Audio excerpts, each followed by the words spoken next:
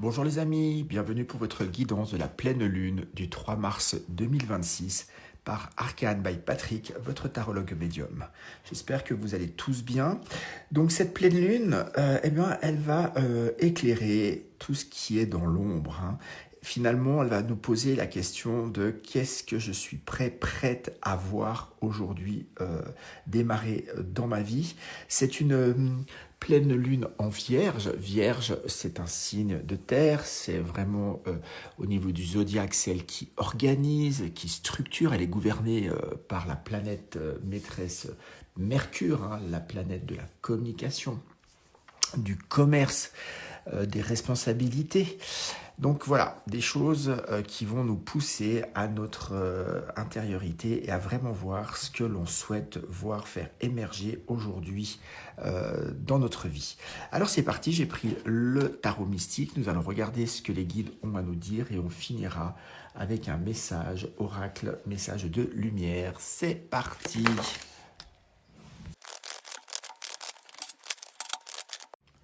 Voilà les amis, votre table est prête, donc allons voir les messages des guides pour cette pleine lune du 3 mars 2026.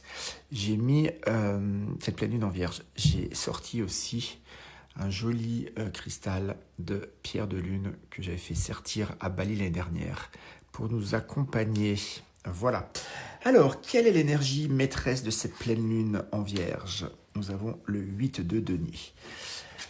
Le 8 de denier parle toujours finalement de son propre pouvoir, de ses propres valeurs, de ses propres talents, de son propre courage, de son élan, de sa notoriété, de sa capacité finalement à être en accord et à l'aise avec ce que l'on sait faire de bien.